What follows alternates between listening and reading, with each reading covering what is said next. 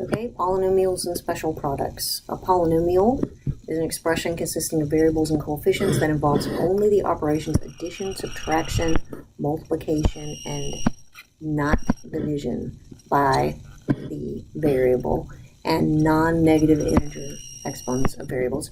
So there can be division, but you can't have division by the variable, right? And it always looks like this, where you have coefficients for each power of x, and you start with the highest power of x and you go all the way down to the constant, which has no x on it.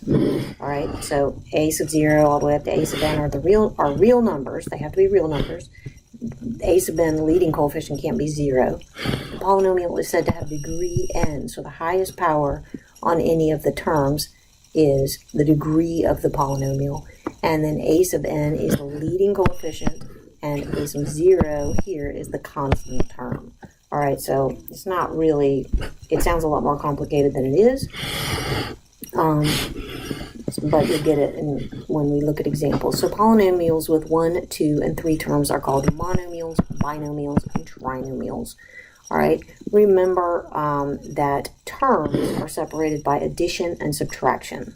All right, so this first polynomial here in the table, when we write it in standard form, we want to start with the highest power of x, so negative 5x to the 7th, and then plus 4x squared comes next, and then 3x comes next, and then minus 2 comes last. This has 4 terms. See, they're separated by addition and subtraction. All right, and the highest power on the any term is 7, so x to the 7th. So it's a 7-degree polynomial with a leading coefficient of negative 5, and then the constant here is negative 2. Here we've got a binomial. It's got 2 terms separated by addition, negative 9x squared plus 4. And so the degree on it is 2, because that's the highest power on x, and the leading coefficient is negative 9, and the constant is 4.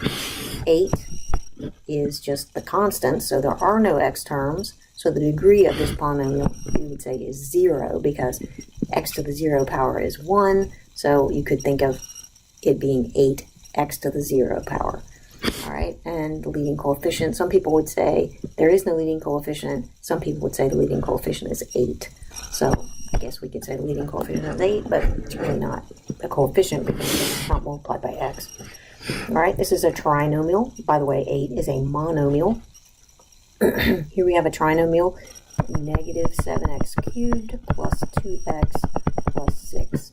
So this is a 3rd-degree polynomial because the highest power on x is 3 and the leading coefficient is negative 7. A polynomial that has all 0 coefficients is called the 0 polynomial, denoted by 0. No degree is assigned to the 0 polynomial. Terms in a polynomial are separated by addition and subtraction signs. I already said that. The degree of a term is the sum of the exponents on the variables in the term. All right, so we didn't really talk about the degree of a term, but you can talk about the degree of each term of a polynomial. So if you look back up here at this top polynomial, the degree of the first term is 7, the degree of the second term is 2, the degree of the third term is 1. The degree of a term is equal to the sum of all the exponents on any variables in it. So if you had a term that looked like 2x squared y to the 4th, the degree of that term would be 6, because you've got an x squared, you've got a y to the 4th, the sum of all the exponents in that term add up to 6. On the exponents on the variables add up to 6. So we'll talk more about that later. Now, this asks me, why are these two things here not polynomials? Okay, well, let's look back at the definition of a polynomial. It says that the polynomial, it can only have addition, subtraction, multiplication of the variable, and it has to have non-negative integer exponents. All right, so here in this thing here, you can see that the exponent really on x here, first of all, the coefficient is, what does it say about the coefficients? It doesn't really say anything about the coefficients, but that's x to the 1/2 power right there. So that is not an integer exponent. So that's why that is not a polynomial. It's an algebraic expression, but it's not a polynomial. Polynomial is a very specific kind of algebraic expression. So it can't have fractional exponents in it. So it can't have roots of the variable. It can have roots of any numbers, but it can't have roots of the variable. This is not a polynomial because here you have actually a negative exponent on x. That's x squared plus 5x to the negative 1 power because x is in the denominator of that fraction. You can't have negative exponents on your variables in a polynomial. You can only have positive integer exponents. So that's why those are not polynomials. All right, to add or subtract polynomials, you add or subtract like terms. Like terms are terms which have the exact same letters with the exact same exponents. All right, so when we look at these two polynomials here that we want to subtract, we have to make sure that we only try to combine things that have the exact same letter with the exact same power. All right, so that's when we're adding or subtracting. All right, we're not talking about multiplying, we're talking about adding, subtracting. So first of all here, you see that you've got this negative sign in front of the parentheses. So you got to distribute that through all that parentheses. So let's do that first. 7x to the 4th minus x squared minus 4x plus 2 minus 3x to the 4th plus 4x squared. Because negative times negative is a positive minus 3x. So you've got to distribute that negative sign to everything in there. All right, then you're looking for like terms. All right, well, you've got 7x to the 4th, which has x to the 4th power. And you've got negative 3x to the 4th, which also has x to the 4th power. So same letters, same powers. So we can combine those. 7x to the 4th minus 3x to the 4th is 4x to the 4th. So those are like terms. Then you've got some x squared terms. You've got minus 1x squared and plus 4x squared. Those have the same letter, x, with the same exponent, x squared. So negative 1x squared plus 4x squared is positive 3x squared. Negative 1 plus 4 is 3. All right, then you've got some x terms. You've got 4x, minus 4x, sorry, and minus 3x. That makes minus 7x. And then you've got a 2. All right, to find the product of two polynomials, we use the distributive property. For example, to multiply two binomials, we use the FOIL method. FOIL stands for first, outer, inner, last. It just means distribute everything in the two binomials. So first times first, 3x times 5x. So that's 15x squared. Next we do outer. Okay, those are the two outer numbers here. They're on the edges. 3x times 7 is 21x. Then we do the inner, the two that are inside. Negative 2 times 5x is negative 10x. And then we do the last two numbers. Negative 2 times 7 is minus 14. Now we add the like terms, 21x and negative 10x. So we've got 15x squared plus 21 minus 10 is plus 11x. And then minus 14. So that is FOILing. And if you have more terms like this, you're going to have to distribute every single thing. So you'd have to multiply this times this, this times this, this times that, this times this, this times this, this times that. This. There's going to be 9 terms, and you'll have to add the like terms when you're done. So I'm not going to do that, but it's the same principle. All right, there are several frequently occurring products that you're going to want to be familiar with. We've already talked about the difference of squares when you have two conjugates multiplied together. Some number plus another number times that same number minus the other number is going to give you first number squared minus second number squared. The square of a binomial, you could square this out using FOILing, and if you do, you will get u squared plus uv plus vu plus v squared, which is just equal to u squared plus 2uv plus v squared. So that always is the pattern you get. First thing squared plus 2 times the first thing times the second thing plus v squared. So if you can just memorize that little pattern there, you won't have to FOIL out a perfect square binomial.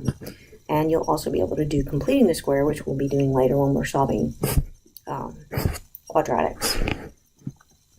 Same thing with u minus v squared. You have to multiply it out. U minus v quantity squared is not u squared minus v squared.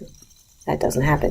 It's this, which if you multiply it out, you get u squared minus uv minus vu plus v squared. So you get u squared minus 2uv plus v squared. It's very similar to the other one, except there's a minus sign in that second part. So if you can just memorize those patterns, you don't need to multiply that out every time. Same thing with the cube of binomial, u plus v times u plus v times u plus v. You do not want to have to do that. So if you can just memorize that that is u cubed plus 3u squared v plus 3uv squared plus v cubed. All right, I know that doesn't seem easy, but it's just 1, 3, 3, 1 for your coefficients. And then you start out with your u cubed, and your u goes down to squared, then down to the first, and then it goes away. And you start out with no v at all, and then it's v squared, v cubed. So a u goes down, v goes up, and it's 1, 3, 3, 1. Or minus, you get u cubed minus 3u squared v plus 3uv squared minus v cubed. So that looks exactly the same, except it's minus plus minus. So it's useful. All right, if we want to find the product of 5x plus 9, those are 5x plus 9 times 5x minus 9. Those are conjugates. 5x plus 9, 5x minus 9. So remember, when you have conjugates, you get a difference of squares. So it's the first thing squared minus the second thing squared. So that's 25x squared minus 81. Here, when you square a binomial, let's see if you can see it. Here's your first thing, and here's your second thing. So this is your u, and this is your v, and you just use this pattern here.